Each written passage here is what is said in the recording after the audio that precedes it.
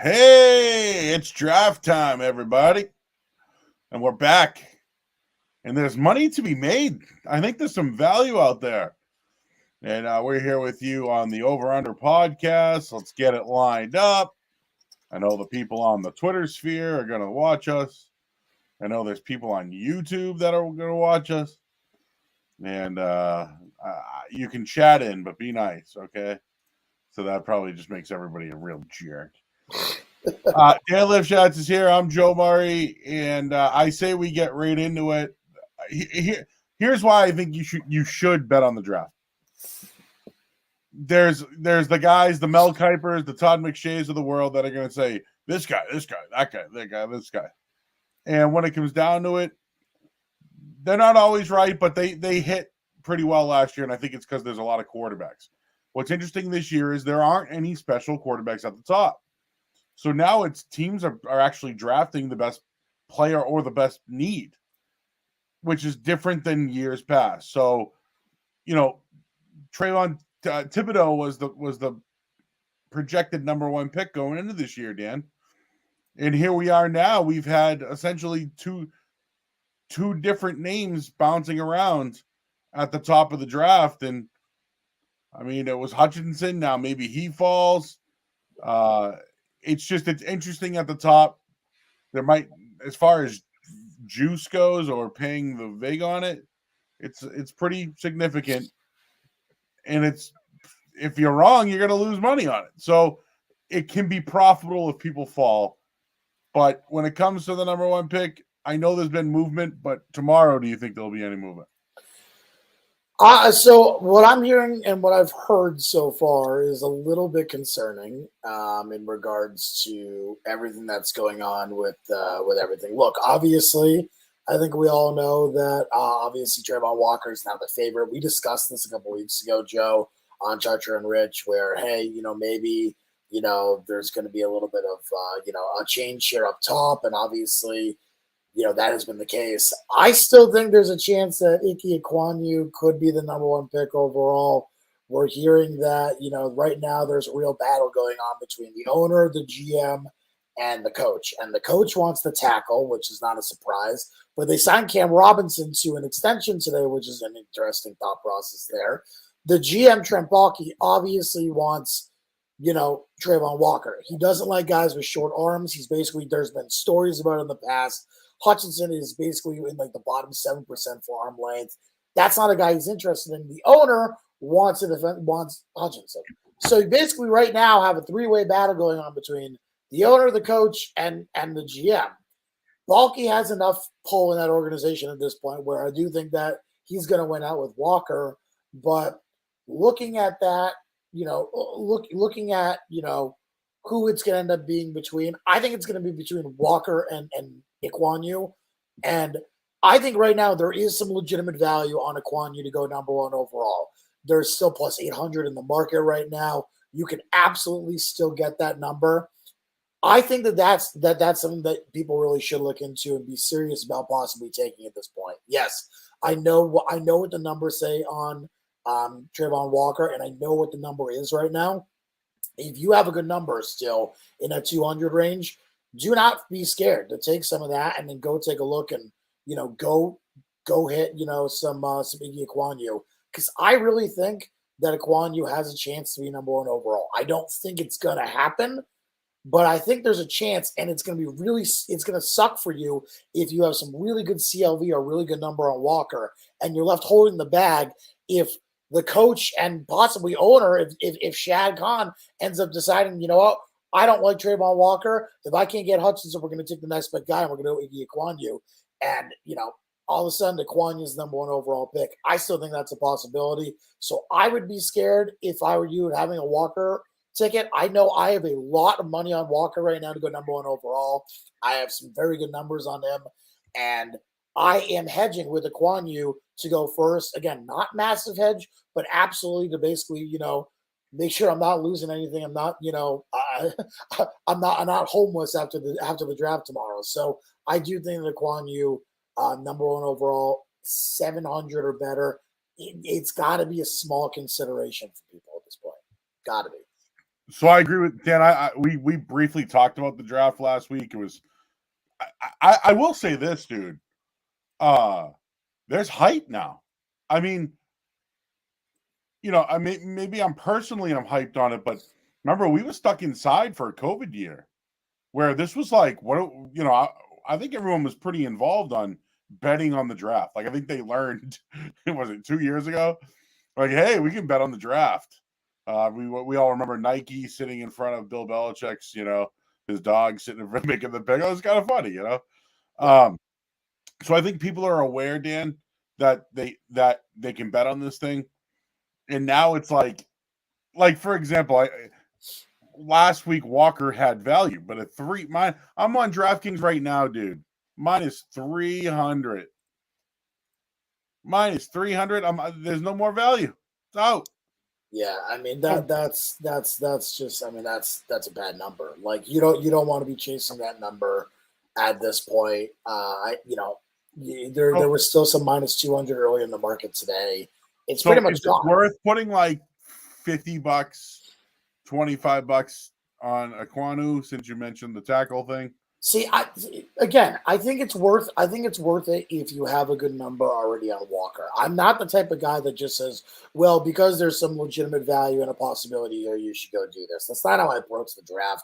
The draft is very informational, which is why you're seeing it as a harder and harder place to get down real money and good money, except for some of these places like DraftKings, FanDuel, PointsBet, again, if they ever take a bet, et cetera, et cetera. But again, for really without some of these sites, it's getting very hard. PPHs are getting limited. Sites like Bet Online, you can get a little bit. Bookmaker, you can get a little bit. But again, we're not talking about the large amount of money that we used to be able to get down to this thing. So, things have changed quite a bit, and it's an informational process. So books don't want to get beat on information, and pretty much every book loses on the draft almost every single year. So look, they don't want to get killed. Circa in Vegas is offering like 1,000 and then rebets, which is like by far probably the best in the entire market, except for DK, FanDuel, whatever. So look, if you have a good number on Walker, take a little bit on Aquanu, save yourself, because if he does go number one, you're going to feel stupid. If he doesn't, oh well, what, you bought a sandwich for yourself, you didn't get to eat it, shit happens. Don't go too big. But I think if you have a good number on Aquanu, then good number on Walker, like I do. You got to protect yourself. I don't think Hutchinson's going to be the pick. If Hutchinson is the pick, I'll eat my words. Oh well, shit happens. But I feel very strongly that it's going to be Aquanu or it's going to be Walker. And I think that you're best off at least hedging a very little bit with Aquanu, so you're not homeless the next day like possibly I am. So, okay, so top 5. There's value here.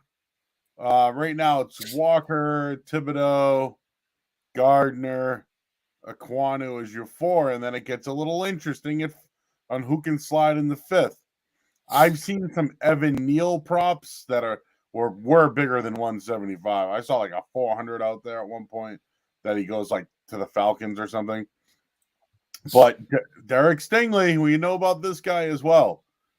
Like when you see these odds, do you like anything when it comes to going in the top 5, or do you prefer going with an over-under for a player? Again, I think every player is going to be a different situation, but essentially what you're doing by taking top 5 is you're taking under 5.5.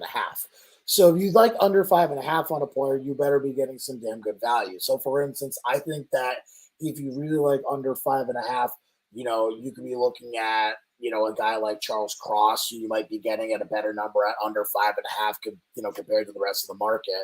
If you like a guy like Cross, who really has a chance to go 5 to the Giants.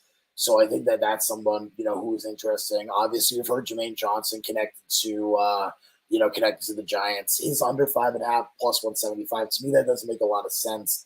Look, I thought really going into this draft, we'd end up seeing Malik Willis as a top 5 pick, and I have a little bit on him as going number 1 and number 2 just to protect myself. But it doesn't appear that's going to be the case. At this point, looking at the top 5 picks, I mean, to be honest with you, Cross is probably the best number to me, just because I do think that by tomorrow, you're seeing under 6.5s get steamed quite a bit now, under 175, under 180, under 190. That under 5.5 potentially could be even lower. You could be talking about a plus 110, plus 120. To get them at plus 200 to go top 5 is not terrible value.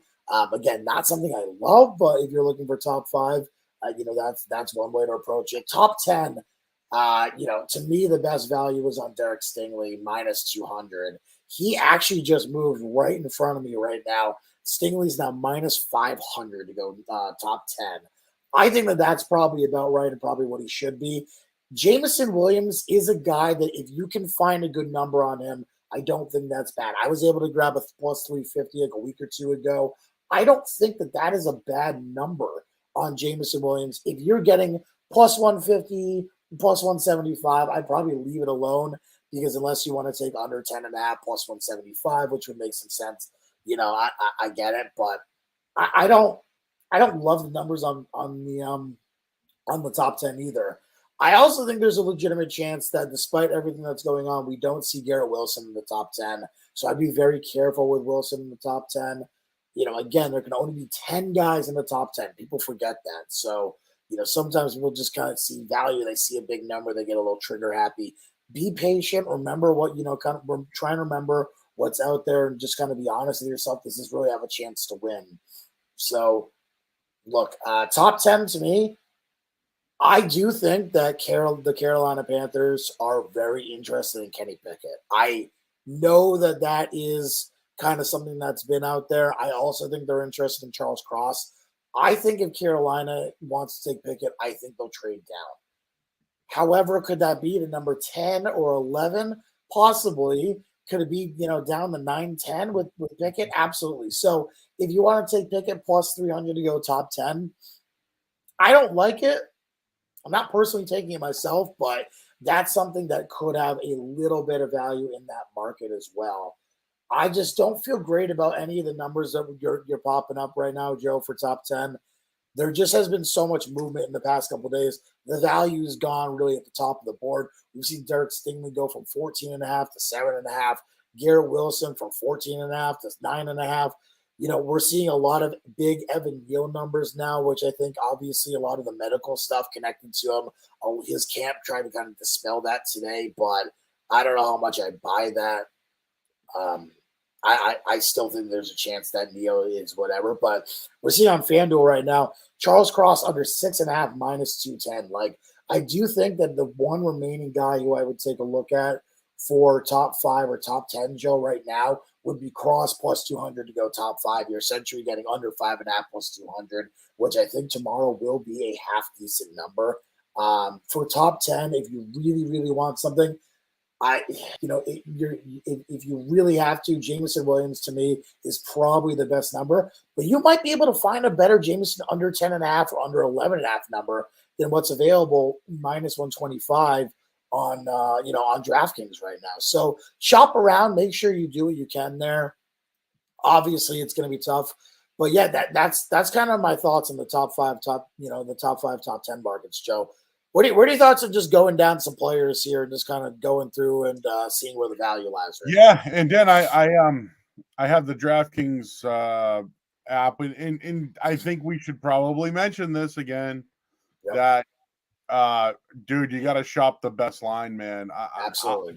If I can give you one, dude, the first special teams player to come off the board. Oh, sorry about that.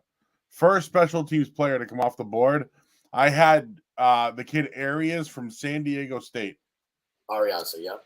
Arias. I had it at minus 125 like a month ago. Yep.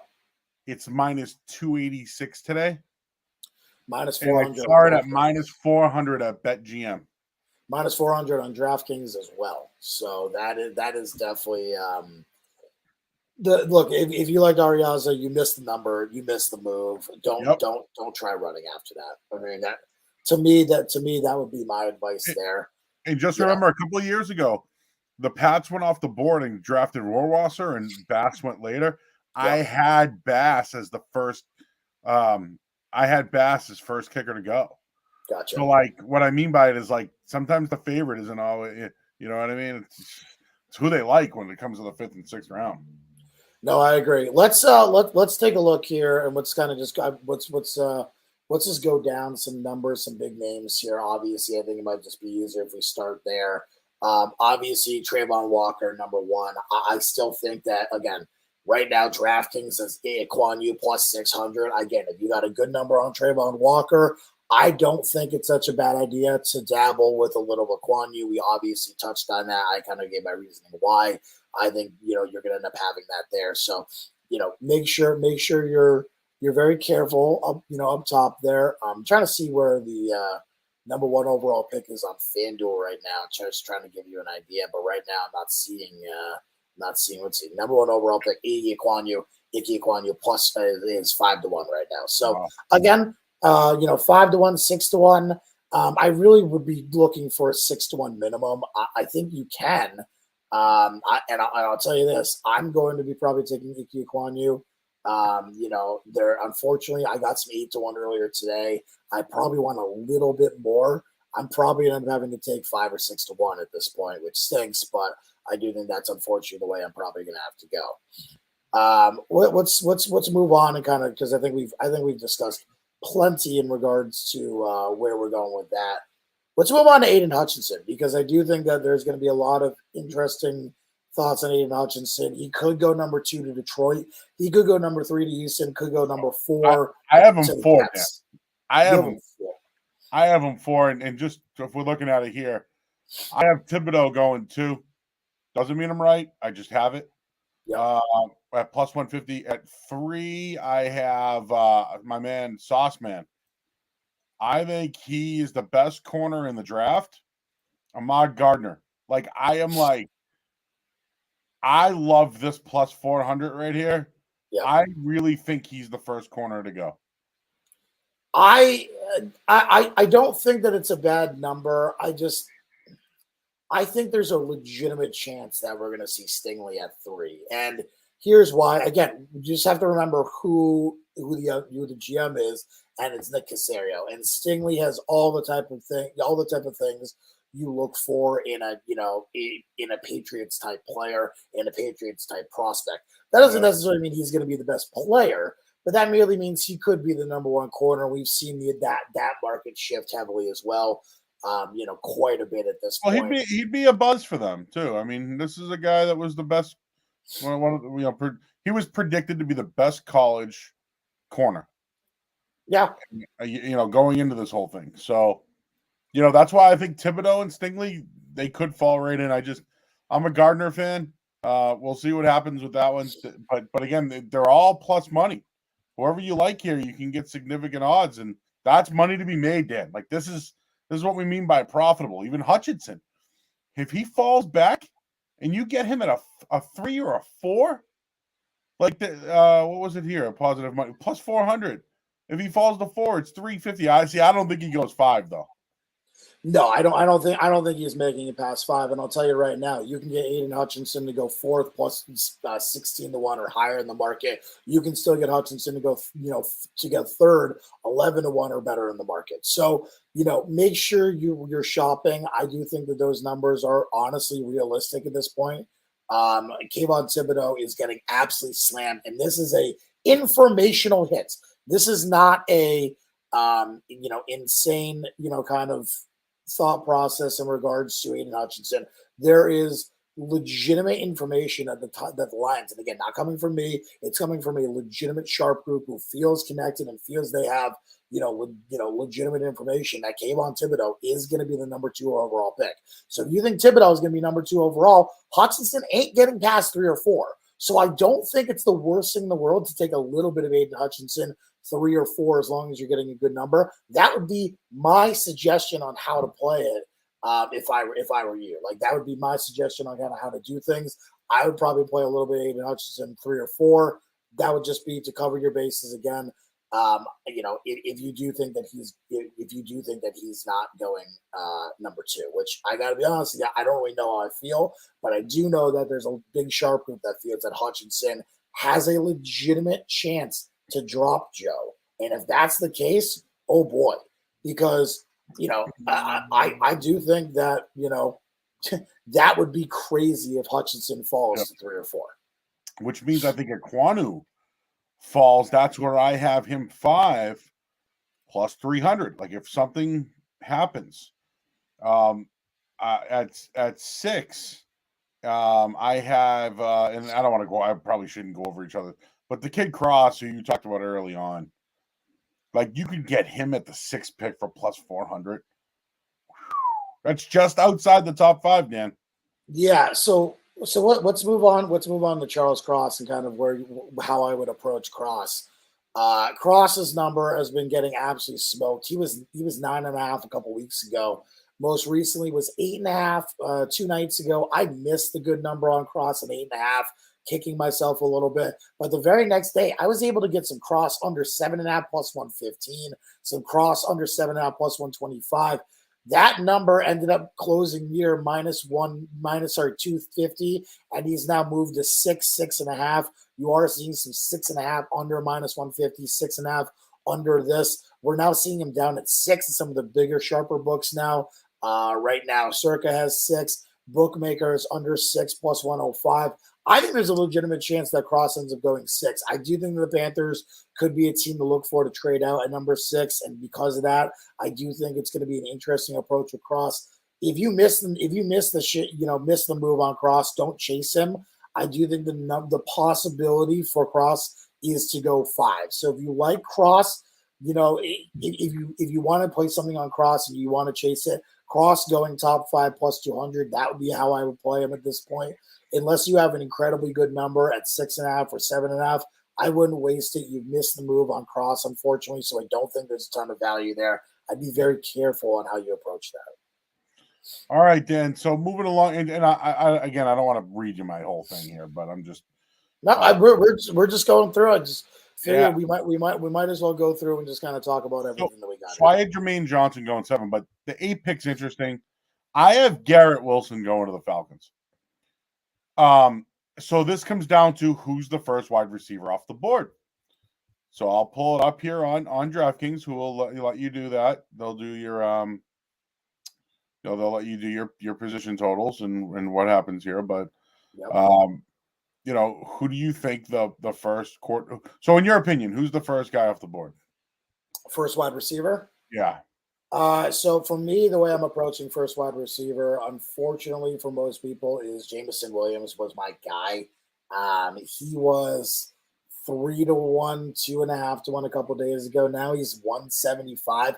I still think Williams 2-1 or above is a good enough number to play. There are still some 2-1s in the market right now. I'm looking just around just around some local books here. I'm still seeing plus 175, 2-1. I don't love plus 175, but if you really feel confident about Jamison Williams, I'm not going to tell you to avoid that number just because of it. But I think Jamison Williams is probably going to be the number 1 wide receiver in the draft. I understand the Garrett Wilson move, and listen, I'm a Garrett Wilson guy, obviously. You know what I mean? Like. That's that. I mean, Joe, like I'm an Ohio State guy. That's been my guy for a long time. But I still think Jamison Williams is probably the way to go. There is actually a 3-1 on Jamison Williams, I believe, in the market on Bet Online, which is something that I've taken. And I don't feel bad about taking that number. I think that's a pretty decent number, and I'd probably go there, if I was going to do something as well. So obviously, this is the NFL. They're gonna scout who they like. They know way more than I do. But watching football last year, I know that Jamison Williams will be and is going to be a good player in this league. He just needs that rest period with his knee, and then he's gonna be great. Drake London is the guy that interests me the most. Plays at USC, big bot. Like he interests me a lot because I liked Michael Pittman. I like what he's been. But I think London's more talented. Wilson and Olave, I don't think there's much difference. I think Olave is the safer pick. Wilson's the upside. And then there's Treylon Burks, who I think was awesome at Arkansas. That's my lineup. That's what I think. I just don't think they'll get drafted that way. So I think the second, you mentioned Jamison Williams probably the best. I agree with you. But if Wilson comes off the board, can Drake London pass a Jamison Williams? I mean, look, it's definitely possible. It's going to really depend on how these guys go. Look at this, plus 125 if he does. Yeah, Olave would be 900. I'll tell you this. I have nothing on Drake London in terms of second wide receiver, third wide receiver. I just think, to me, that's, I think there's a chance that Drake London falls a little bit. Look, some of these guys are going to have to fall. Okay. Not everyone can be a top 15, 12 pick, whatever. Some of these guys are falling. So if I'm going to think a guy who's going to fall, I'm probably going to go with Drake London out of that group. I think there's a chance maybe Olave or even Treylon Burks get selected ahead of him. Jahan Dotson is getting a lot of move right now. A lot of people connecting him to some organizations. So, I would honestly think about that instead. I'm just not very high on Drake London in terms of how teams are feeling about him, Joe. It has nothing to do with my personal thoughts about the player. I'm merely saying, just again, from a betting perspective, I'm just looking at what's out there, and I do think that if you're looking for wide receivers, Jamison Williams, find the best number at number one wide receiver. That would be my play. So how about this? I'll give that out. Jamison Williams, number one wide receiver. I'll take the DraftKings number right now, plus 175.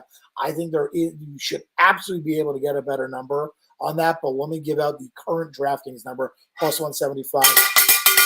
So there you go. So there's my first draft play so far. I do think that honestly is going to be a very good one for most people. I just think that that's one that we absolutely have to have. And let's also not forget, Joe, I'm looking over stuff right here. You have Derek Stingley under 9.5 minus 140 as a pending PP. I don't know if you know that. Yeah. From 2 weeks ago. So I like that. It's 7.5 today. It is, and I do think there's a legitimate chance he goes third.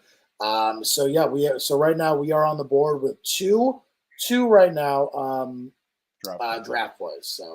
So this one's interesting. First cornerback selected. There's got to be some value. All I hear about is this kid McDuffie. And I know that Booth's good because he's played in big games. Like, this kid's played since he was a freshman.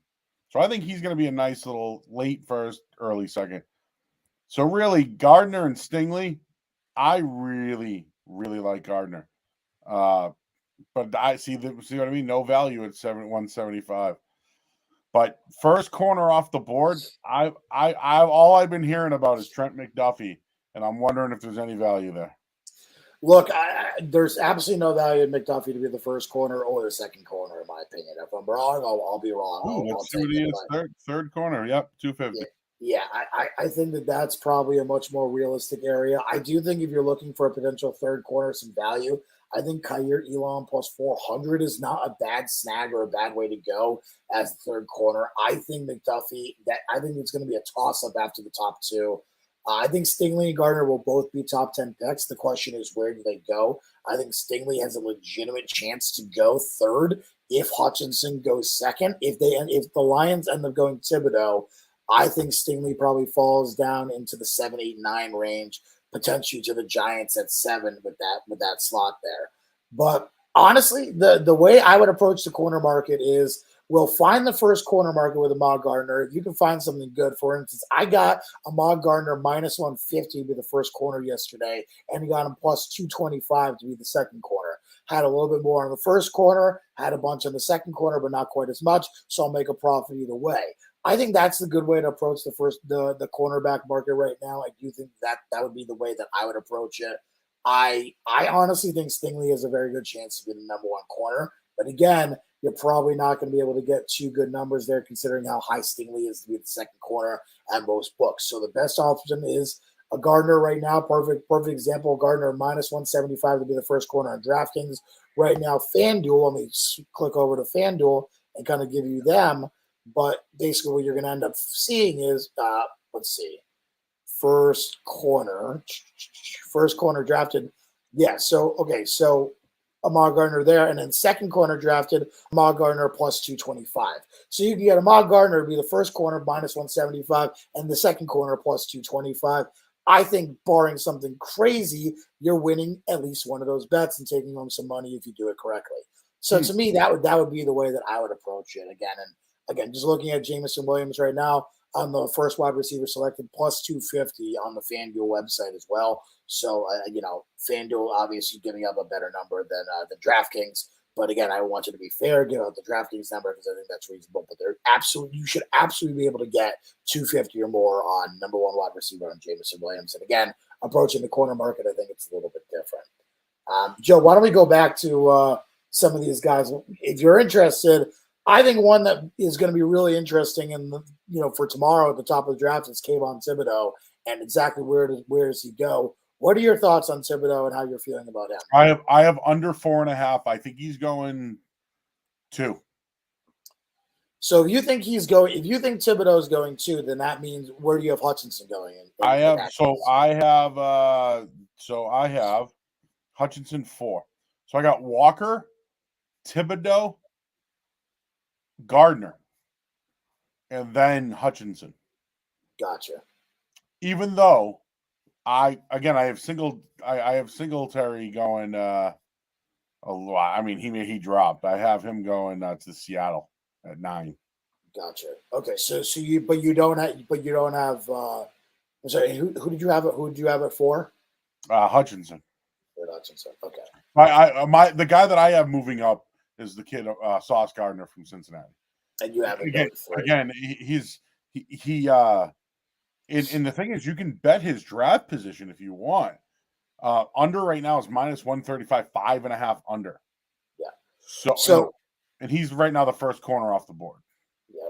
Okay. Well, let's stick with Thibodeau. So you like under 4.5 there. Yeah. Thibodeau was 5.5 a couple days ago, and really a couple weeks ago, Thibodeau to top 10 was actually like 12-1, which was an insane price. I didn't touch it because I thought this guy was sliding in some crazy, slide here. And of course, I was a little bitch and didn't touch it. But I do think that we're going to potentially see Thibodeau go 2 tomorrow. There is a lot of smoke, and I'm talking about a lot of smoke. People who are really connected to the Lions saying that Thibodeau is going to be is going to be the number 2 pick. And if you remember, Sewell. So I'm not comparing the players, but not to mention that they have Sewell who knows him very well, but not to mention, let's not forget that earlier in the college football season, there was a line out there from Josina Anderson that basically said if the Lions get the number 1 overall pick, Kayvon Thibodeau will be that pick. Yeah, exactly. And that was, again, months ago, but really how much has that really changed things? Well, they need him. They just let go of Trey Flower. They need that kind of guy on the outside. Right, exactly. So to me, I just don't think that is really, in my opinion, an issue. And I think that there's a real chance that Thibodeau goes number 2 overall. And, it continues to get hit in the market. Thibodeau was just, minus 115 under 4.5.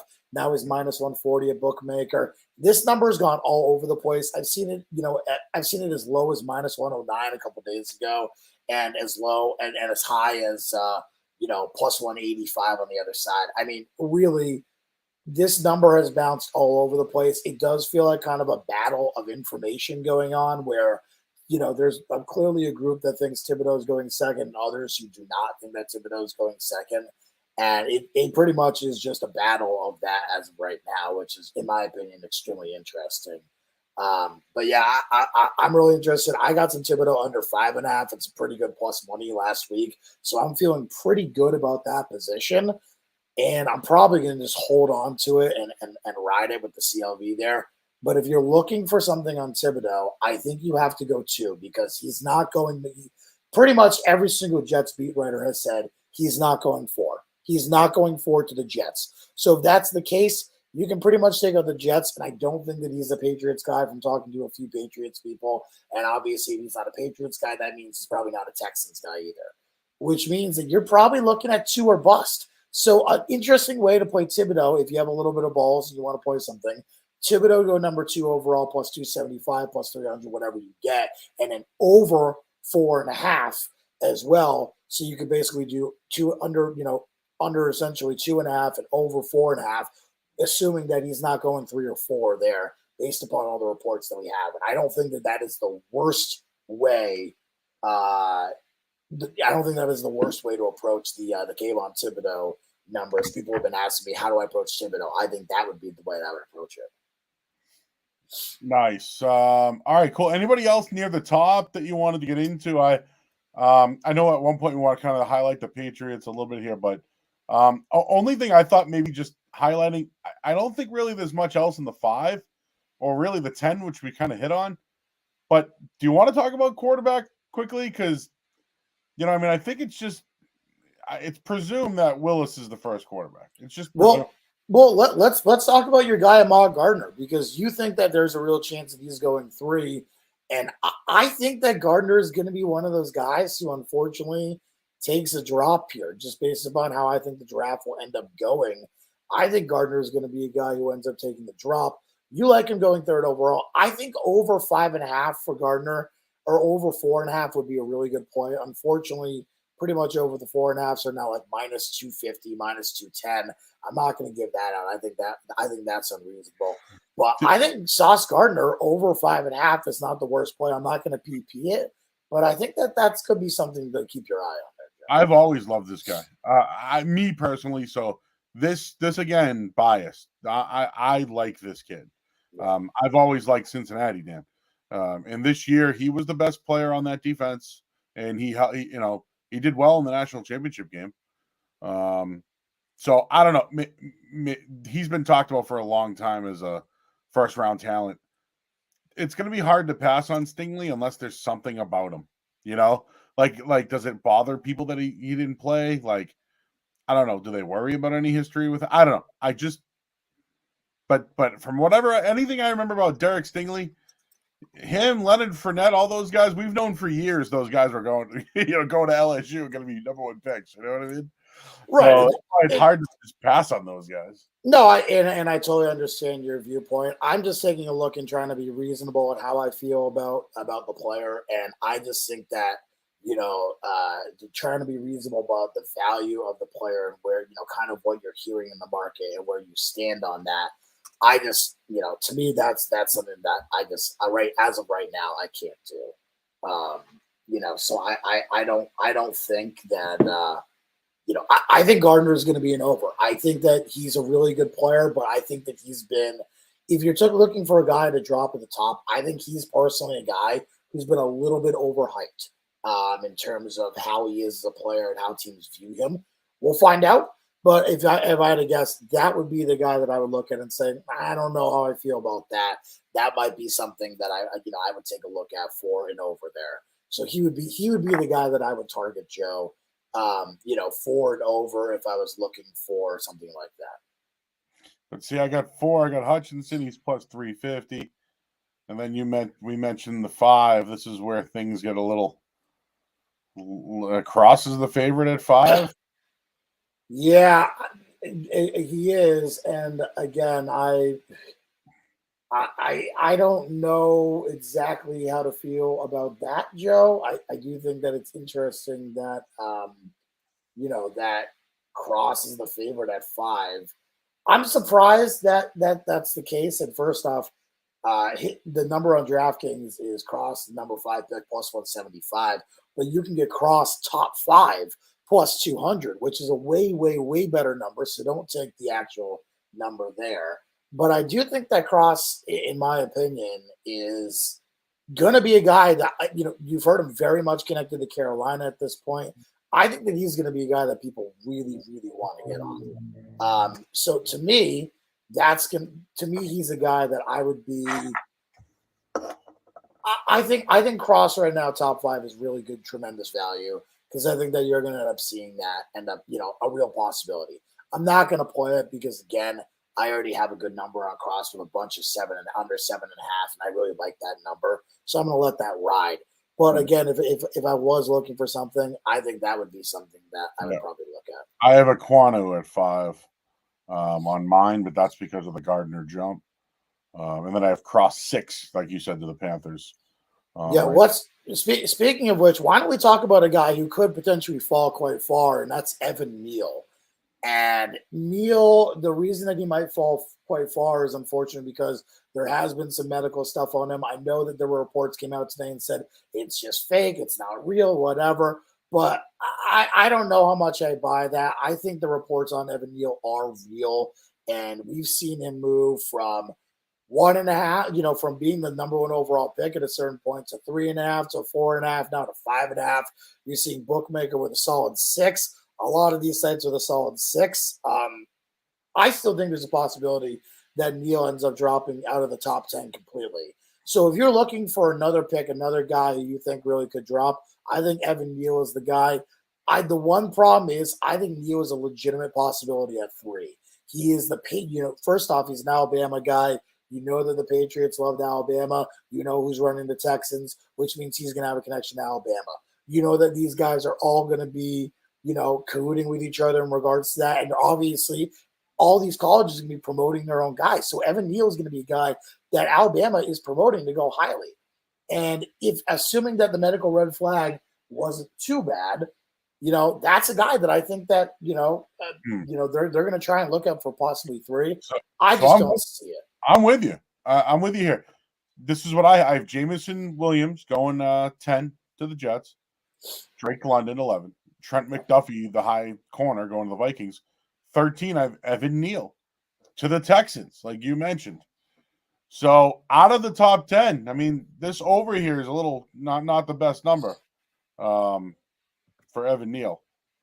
But you're right, Dan. I've seen like people I respect have Evan Neal with like a crazy plus number at 3. You know what I mean? It was like plus 6, I don't know, 550 or 650 or something like that at 3.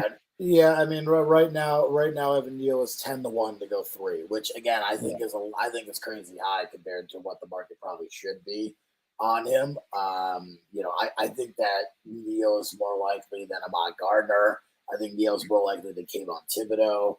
I think Neal is way more likely than Trayvon Walker. I think Neal is more likely than Aiden Hutchinson. So I think Neal is more likely than all those guys, yet he's still 10-1 in the market, which is interesting to me. No, I'm not jumping on 10-1 to kind of do that, but I do think that it is certainly an interesting concept to kind of look at and say, okay, if you're going to get a price on Stingley, you get a good price on Neal, maybe a good price on Aquanu, you can kind of feel and kind of go any of those routes and feel pretty safe about one of those guys being the pick there, in my opinion, unless Aiden Hutchinson falls, and of course, which you want to save yourself there. But look, I would be very careful about that as well. Again, these are just ways to play certain players if you want to. Please don't take it as gospel or anything like that. But I do think that that's the interesting way to do it. I want to add a pick. It's nothing fancy, but I'm gonna put a bean on it, Dan. Okay, so this is a unit play. A 1 unit play. Give me Trent McDuffie under 16.5 draft slot. Okay. So I got to be 115. Yep. So essentially, I'm putting 1.15 to win 1. Yep. I don't love it, but it's safe and I like it. Okay. Personally, I actually like the overall McDuffie. Again, some of these guys just have to slide. And, looking at kind of that area, I think that's going to be the area where Pickett's possibly going to be taken. I think you're going to see Jordan Davis go 14, 15 in that area. Jermaine Johnson's probably going to have to be picked in that area. You're probably going to see 1 or 2 of these guys rise. I just take a look and say, I don't really know where McDuffie fits in the top 16. And not to mention, there's another guy who's been very quiet, but Trevor Penning is another guy who people are really talking about for a top 15. And if that's the case, I just don't really know where Trent McDuffie fits in and slides in that top 16. That's my major concern with kind of Duffy, with McDuffie and kind of everything that he has there. So that that's my major concern. Informed take. The most information that I have got from the draft this year is how many times a team has worked somebody out. And I've heard that this kid McDuffie, like everybody, he's the highest rated corner in years. At least that's how people feel on their draft boards. So I don't know. It's just what I heard, and I've heard a lot of the Georgia guys. People might be more down on Georgia than they are up on them, which is interesting. I was trying to find a prop bet for Kyle Hamilton, the safety from Notre Dame. Yep. Who I think is a top 10 talent, but he's a safety. No one's paying safeties anymore, but I have him going to the Ravens at 14. I just think it's a good fit for them. They need that. They need help in the secondary, and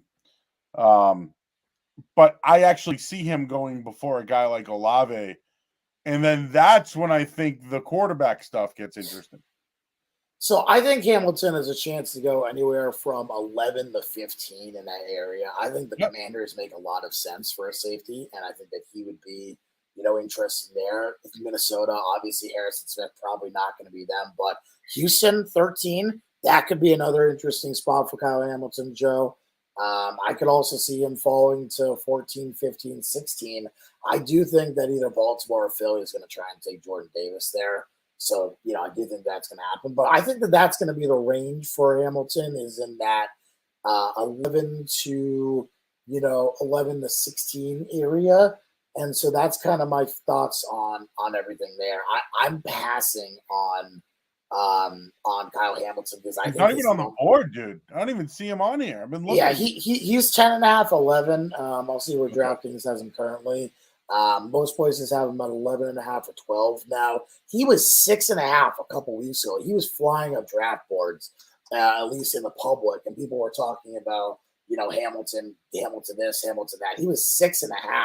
I actually have some over 6.5 on him. And at this point now we're talking about potentially in the 11.5, 12.5, 13.5 range, for Hamilton. So look, I still think Hamilton over 11.5 is not a bad look whatsoever. That would be something that would be interesting to me. All right, so now we're getting into the meat of the draft. I have New Orleans selecting Malik Willis. His draft is over 13.5 minus 160. I mean, I don't think a quarterback goes in the top 15. Do you?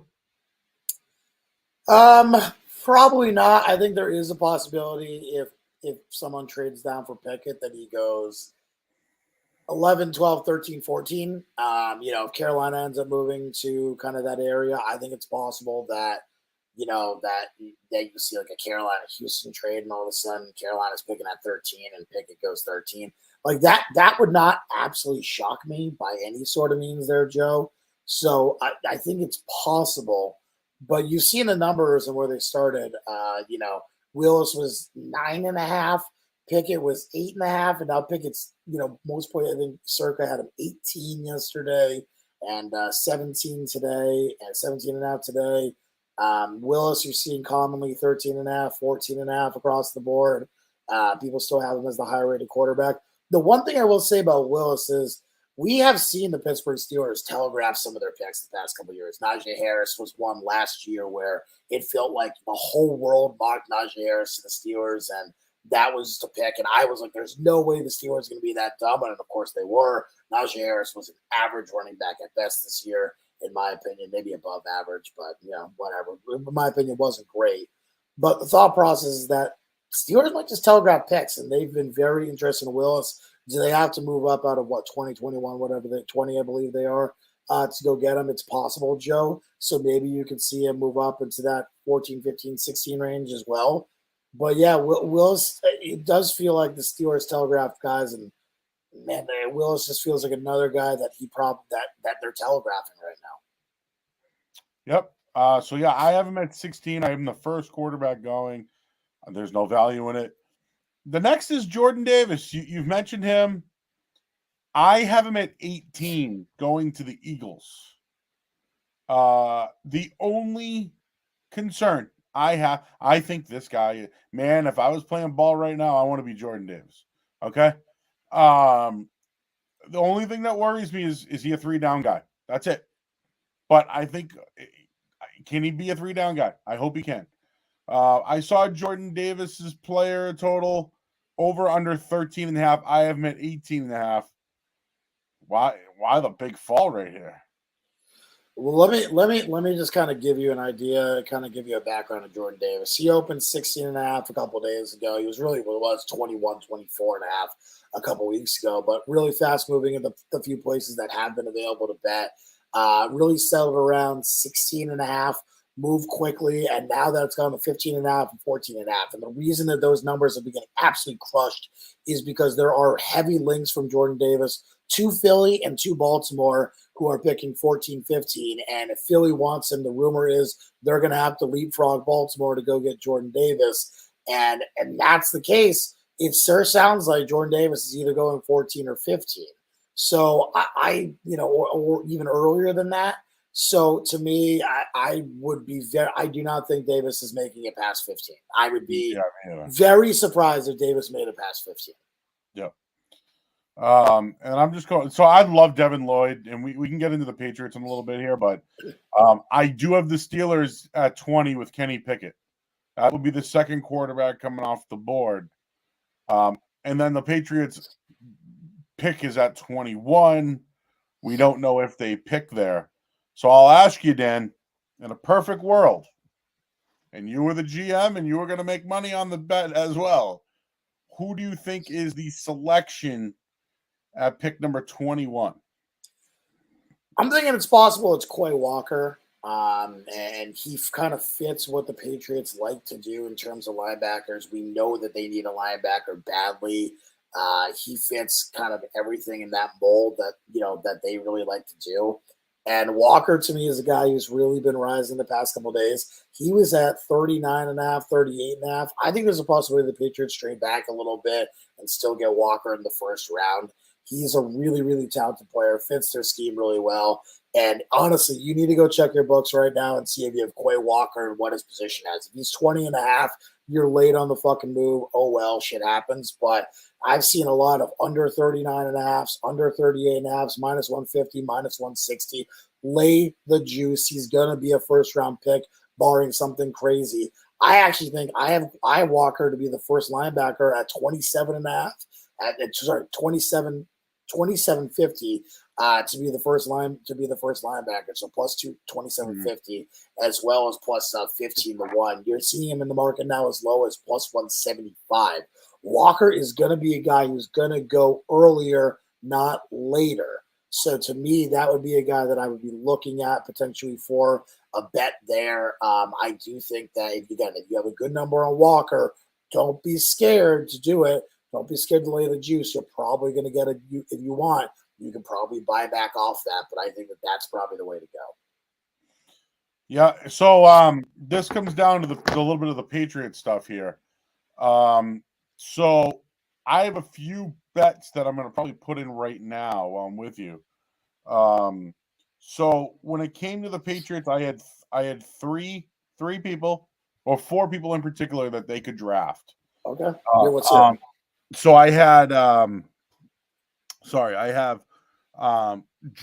George Karlaftis, the Greek freak out of Purdue. His prop is over 22 and a half. I think the Patriots like this guy and they're going to take him at 21. That's what I think. So I'm hesitant, but I like this under 222 and a half at 125. So I have this one circled, Dan. I'm thinking about playing this one. Karlaftis is one of my larger overs, just to give you an idea. The rumors on the street is that he is probably headed to Arizona, most likely at 23.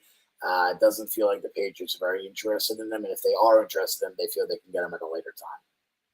Yeah. So that was one, and then the other one that I have, who was that? Okay, I got it right here. Devin Lloyd of Utah. If somehow they're going to get Devin Lloyd, they have to trade up for him. His over-under that I have is 18 and a half. So I think if they want Devin Lloyd, they gotta trade up for him. I don't think they're going to have to trade up for him at all. I think there's a real chance that you see Devin Lloyd go 23, 24, 25. Wow. I think there's a chance you could fall to the Patriots at 21. That would make some sense too. But yeah, Lloyd has been a guy who I think is falling on draft boards comparatively going the other way. You've seen his draft position go from 15 and a half to 16 and a half to 17 and a half, 18 and a half, and this over is getting juiced at 18 and a half. So you know what that means. He'll probably end up closing shop at 19 and a half, 20 and a half tomorrow. I would say, Joe, I think you probably go the other way on that one. I just don't think that that's going to be the case. I honestly don't. I think, and again, I'm assuming the Patriots are making that pick. They could trade back and get this guy. They can do so. I had Devin Lloyd 19 to the Saints. They have 2 first-round picks, and then I had Pickett going at 20. That's how I kind of arrived on. And then I have 2 other picks for the Andrew Booth. If they get him, they can trade down and get him. He's the corner from Clemson. His position is 27 and a half. Under would be plus money. And then I do have Zion Johnson. But I'm going to make this pick here. I'm going to go Zion Johnson. Sorry, I'm going with the Dallas Cowboys first pick to be an offensive lineman at plus 125. And it's going to be Zion Johnson. Okay, any reason why? Well, they lost Lyle Collins. Right. So they're going to draft the kid, Zion Johnson is who I think. Okay. Is that a PP? Yeah. So I have it. There you go. Yeah, so that would make what? What are the Cowboys? 24? Yeah. Yep. So I've not seen a lot of Zion Johnson available in terms of his number. But if you think that he's going there, then that's definitely possible.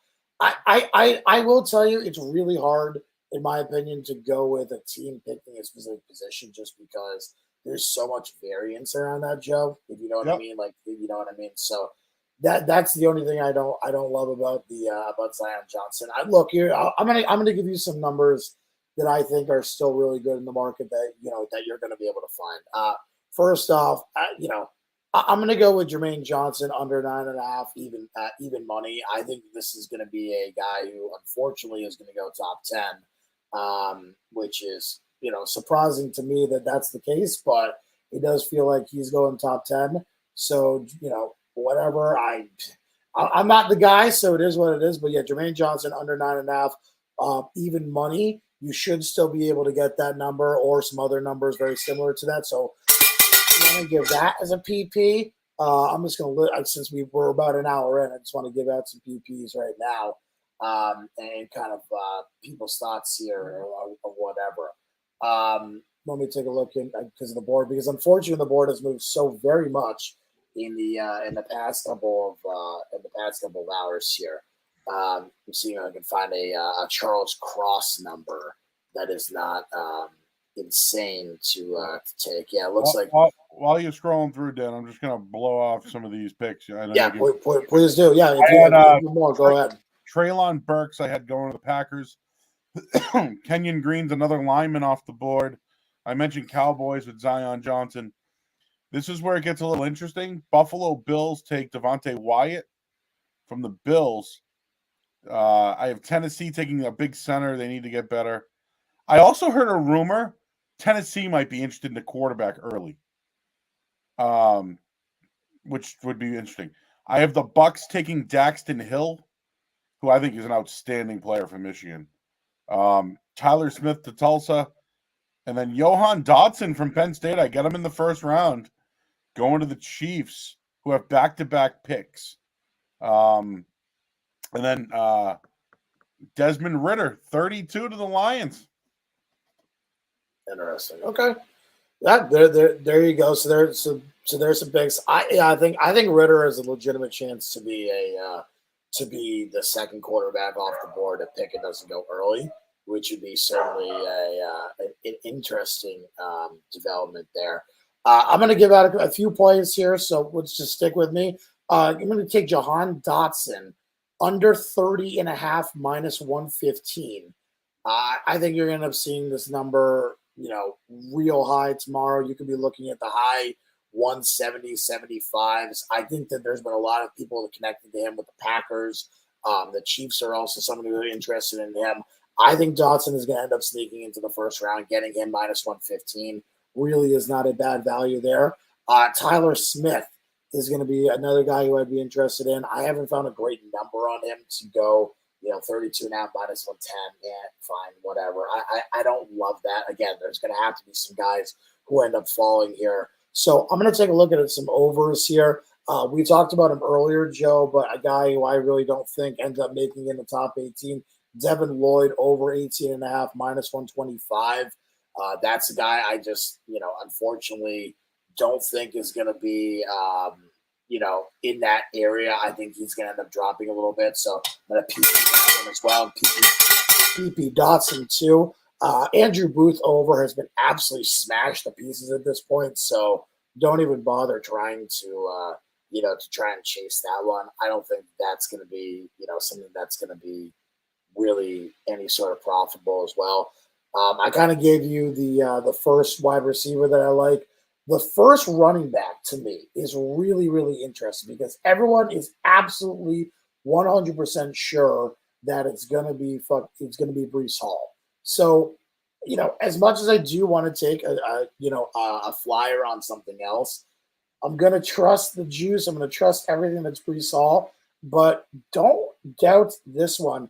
James Cook or Isaiah Spiller to be the second running back, 5-1 and 10-1. I'm not going to PP either. I'm not going to take credit, but I do think that both those guys could be picked ahead of Kenneth Walker. Remember, they're running backs. It's a system. It's not necessarily anything else. And so to me, that would be kind of interesting. Their offensive lineman, I think the market is settled. With Iggy Ekwonu being the big favorite. Again, we talked about Quay Walker. Obviously I'd like to still give him out at a big number, but I think that would be very unfair to people. So I'm not going to bother doing that at this point. But yeah, look, there are absolutely some really crazy, kind of numbers and everything that are going on here, especially with the Ritter quarterback 1 is 10-1, quarterback 2 is 5-1 as well. So I do think that's the case. I'll give you my final picks because again, unfortunately, there has been a ton of movement in this draft, and it sucks. But it kind of is where unfortunately, you're kind of just kind of at the mercy of everyone with all the rumors here and everything. And a lot of these numbers have already moved heavily. Your best option is to pick off stale numbers at this point. I'm going to double down. I'm going to take whatever. I'm going to take Jamison Williams under 11.5, minus 110.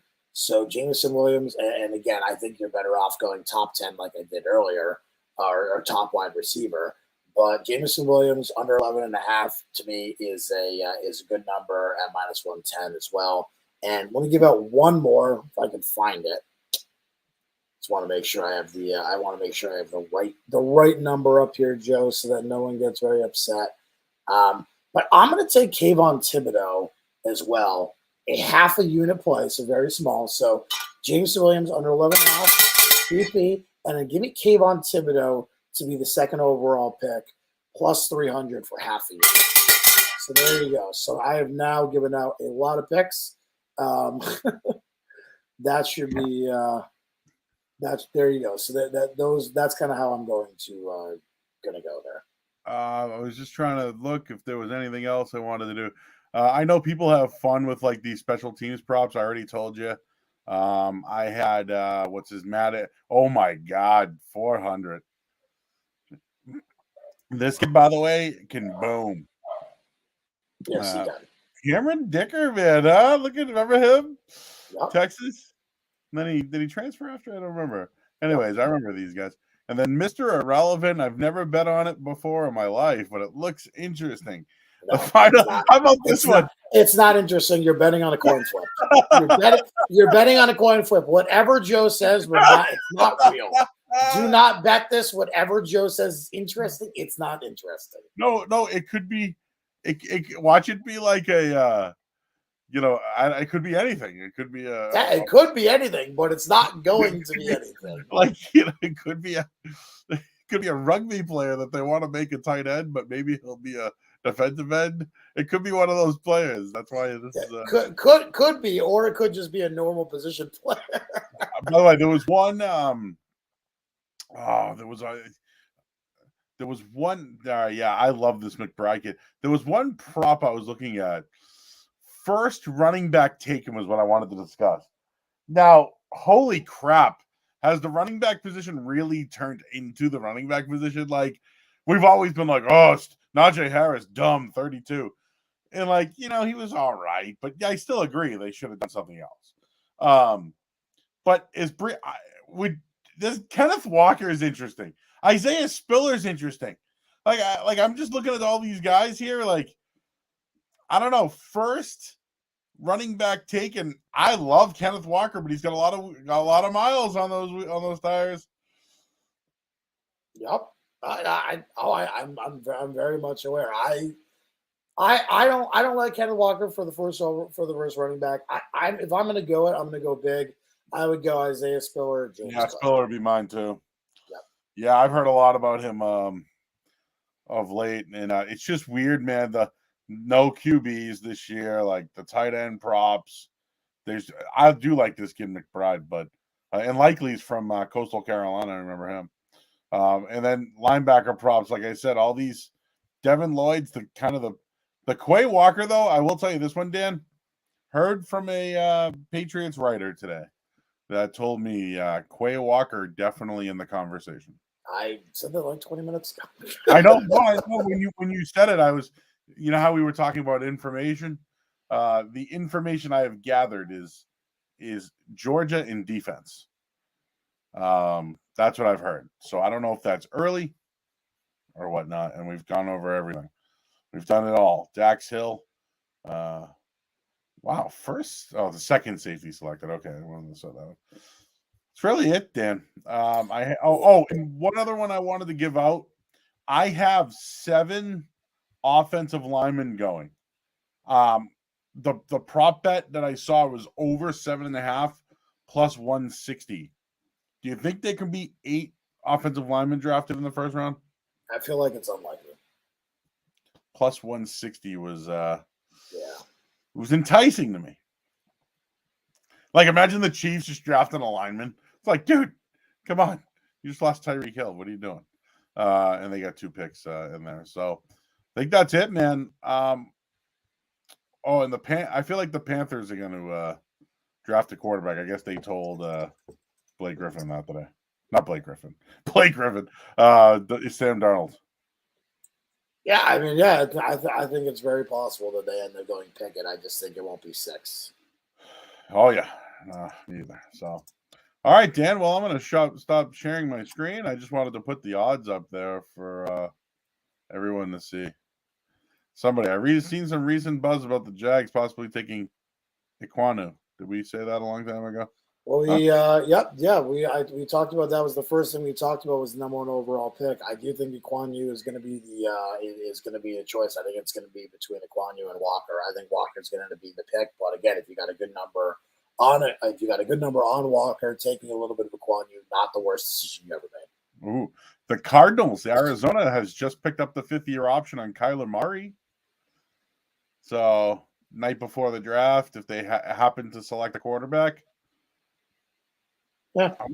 I wonder if that's a team looking for a quarterback. Whatever. Yeah. All right, Dan. Well, let's make some money tomorrow. I'll be at Kings at the. Maybe at Kings. With Adam Jones. So here's the deal: Adam Jones is out in public after the Celtics Nets series. Oh boy, I'm concerned for my safety. You're going to be at Kings where? At Seaport. In Seaport.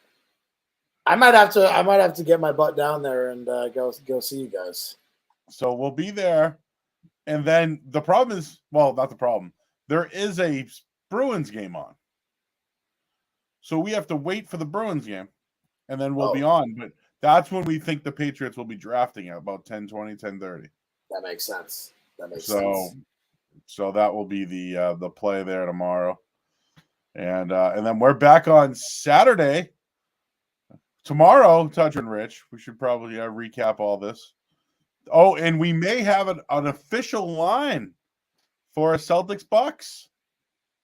We already do. Celtics minus 200. Is the Bucks already won though? I'm sorry?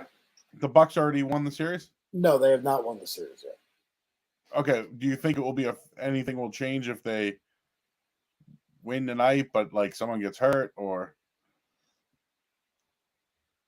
like what if like Brook Lopez got hurt tonight?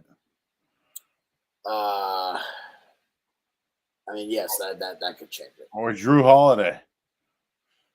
That could change it. So yeah. Because I'm a little worried. People are just, we can talk about, well, we can save this one. But sounds like people are just jumping the gun a little bit on the defending world champions. Yeah, maybe a little bit. Maybe a little bit. We'll see. I'm not going crazy about it. Okay. We'll save it. NFL draft begins tomorrow night. You can also in-bet what I gather. So I would also look at that one as well, maybe tomorrow. Like, hey, you can get so-and-so right now at plus blah. So, all right, Dan. Well, that's it for tonight for me, man. I'm done. I'm going to go watch some wrestling. Got to wake up early tomorrow, and it's draft day. Maybe we'll watch some Kevin Costner. Okay. I mean, yeah, have fun with that. Yeah, maybe I'll call Wallach. See if he wants to watch with me. I'm sure John would love to watch that with you. I'm like, hey, do you want to push play at the same time? We can watch together. I'm sure he would love to do that with you, Joe. All right, Dan. I will talk to you tomorrow morning, and everybody enjoy the draft tomorrow night. And I can do our fancy tagline if you want. It's been another edition of the Over Under Podcast. Who you got? Later, dude.